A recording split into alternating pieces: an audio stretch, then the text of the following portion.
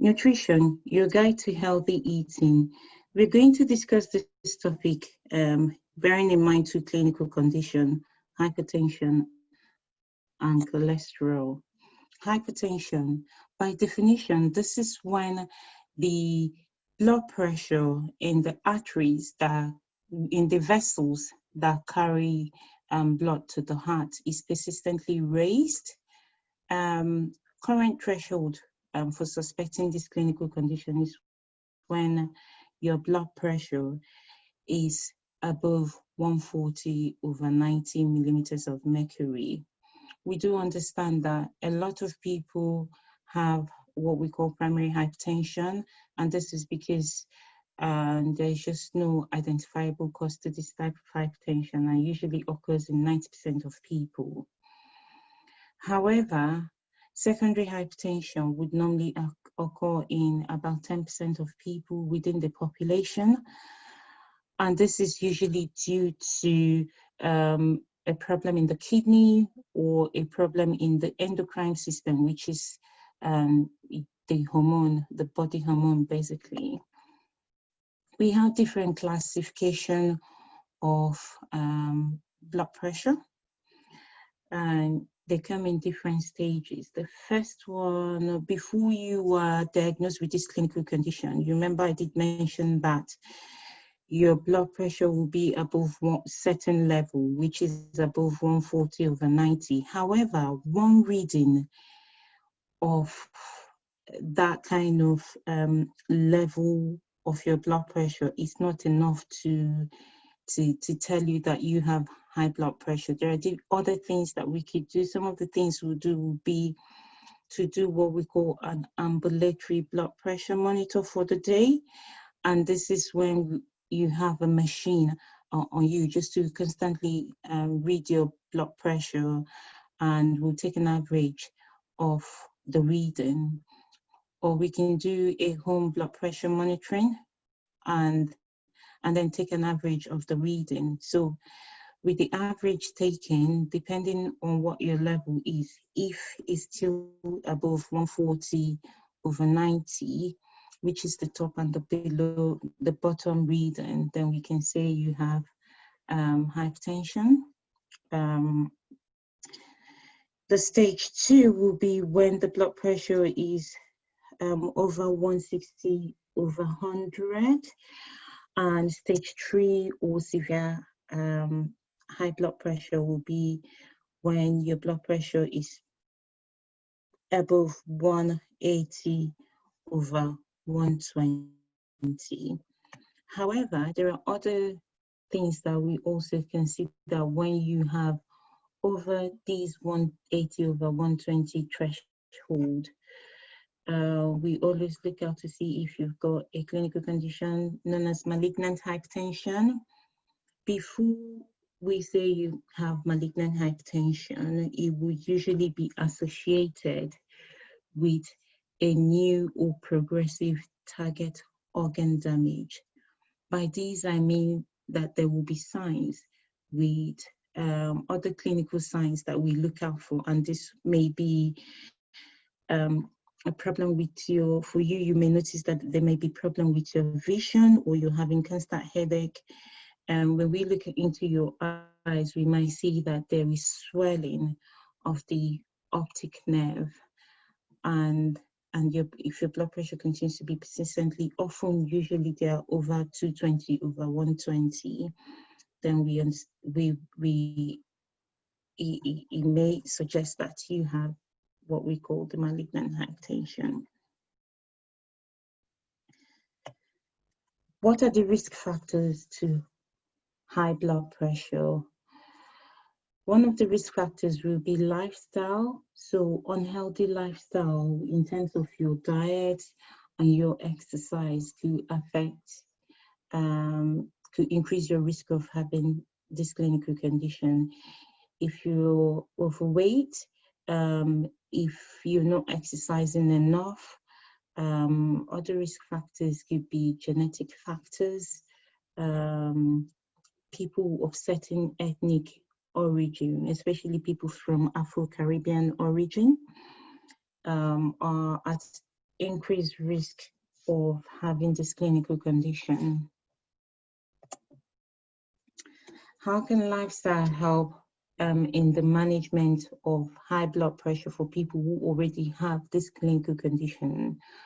Or how can it help for people who are at increased risk of having this clinical condition towards living a healthy lifestyle in order to reduce their risk? We know that for every 2 mm rise in your top blood pressure, which is called the systolic blood pressure, it's associated with 7% increased risk of death from a heart disease and 10% increased risk of death from stroke.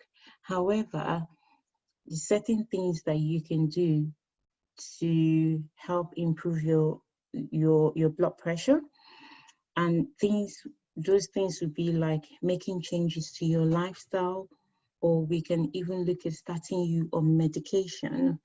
These does help to reduce this health risk. And we also, evidence demonstrates that for every 10 mm reduction of blood pressure that we achieve, we are actually reducing the risk of heart disease by 70% and the risk of stroke by 27%. So it is really very important that for people living with this clinical condition, they see their doctor and take their medication and look after their lifestyle in terms of improving their diet and exercise. Sticking to lifestyle, how can this help? We have the Eat Well guide plate here, and this is made up of different food groups, and it is a form of nutritional guide to help us with healthy eating and in terms of improving our lifestyle. One of the things we can do to help improve our blood pressure will be reducing the salt intake. So we would normally advise when you're cooking to try not to add salt to your cooking for people who have this clinical condition already.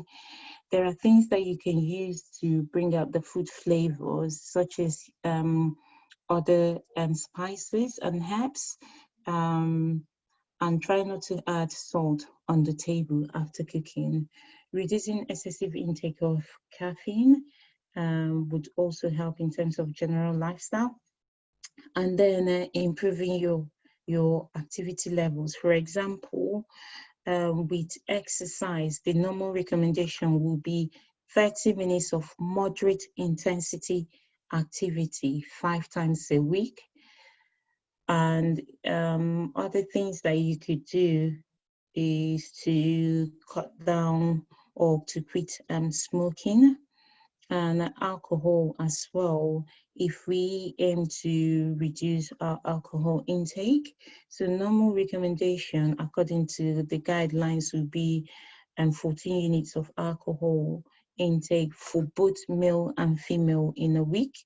By this, we would normally encourage to have at least 2 free days of not having any alcohol, and to avoid binge drinking, that is drinking lots of alcohol at one go in a sitting. Cholesterol and your health. So cholesterol is the other clinical condition we wanted to discuss in terms of how lifestyle could help as well. We do understand that these are waxy substances found in the blood.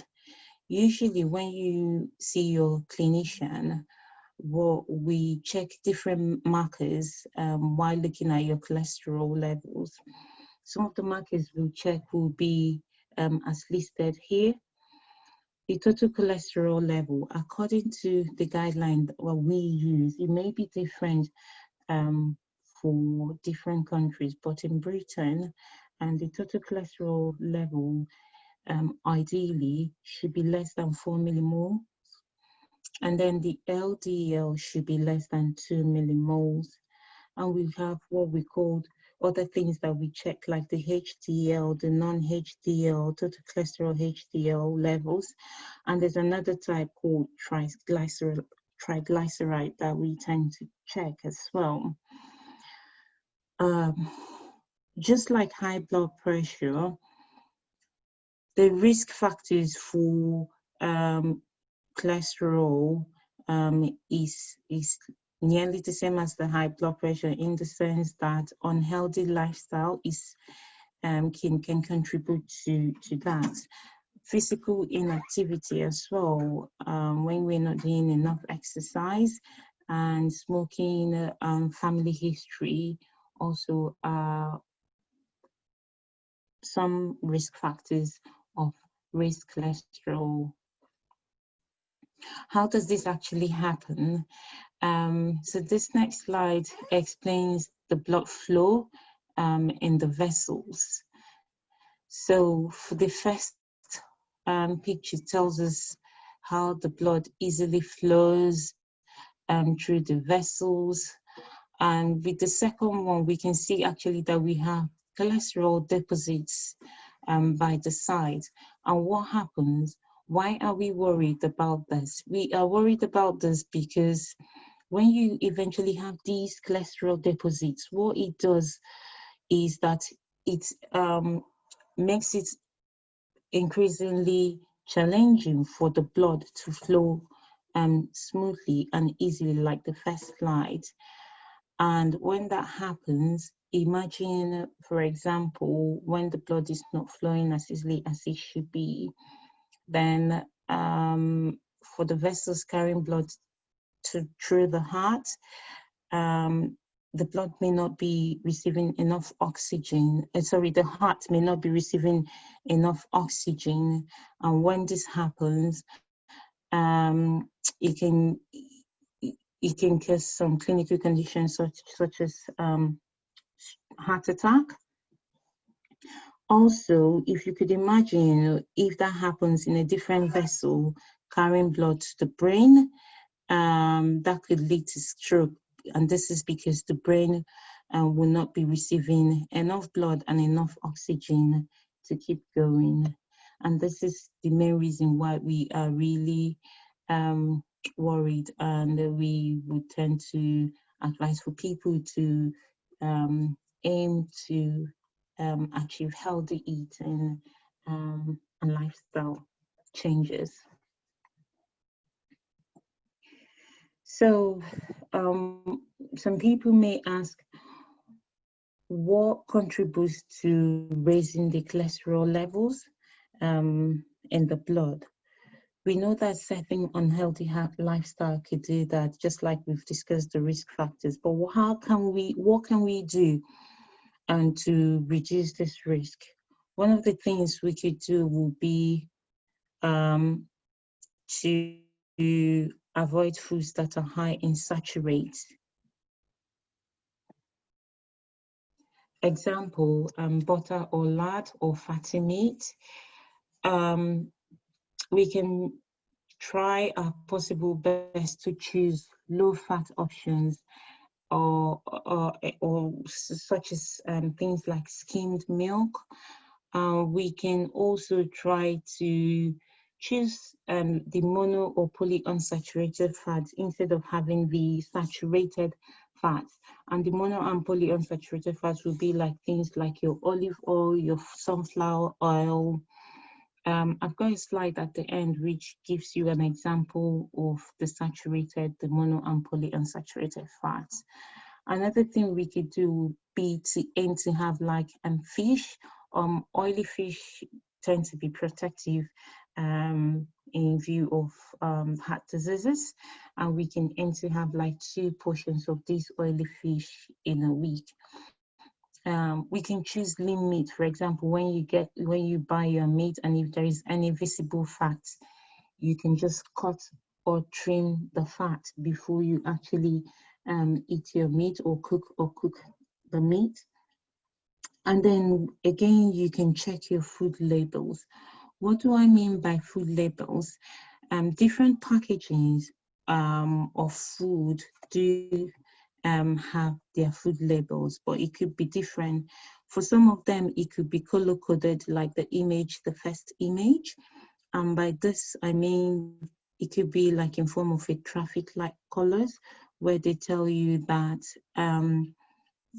the green means that it's good for you, and the red means that it may be on the high side and you need to maybe look for an alternative. However, other food labels may come in form of a table like this, like the second image. And what we particularly tend to look at is under the 100 grams. And if you're looking for the saturate, we need to aim that our saturate should be less than 1.5 grams. So when you're looking for through your food labels, please try to look at the saturates of less than 1.5 grams and compare your products in the supermarket. Fruits and vegetables, they're quite high in fiber. We cannot stress enough how important your fiber helps in terms of you achieving healthy lifestyle and helping with your gut or your bowels.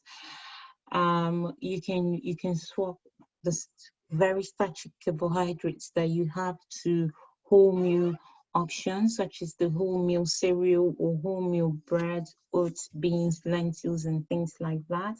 And if you're having sugar, what you can do is, rather than having sugar in your drinks, you can swap it with sweeteners and have other than having cakes, it could be swapped with fruits and again vegetables.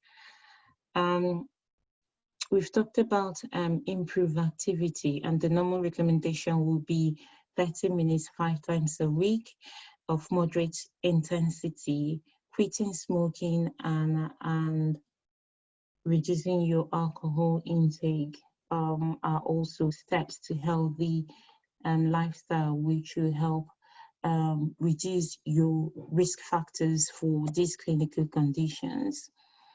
And this is the slide that I talked about, I was going to show at the end, which explains, gives you some example of fruits that has things high in saturate, and it gives you example of poly and monounsaturated fatty, monounsaturated food items, which are a better option or food for you to choose instead of having the saturated option.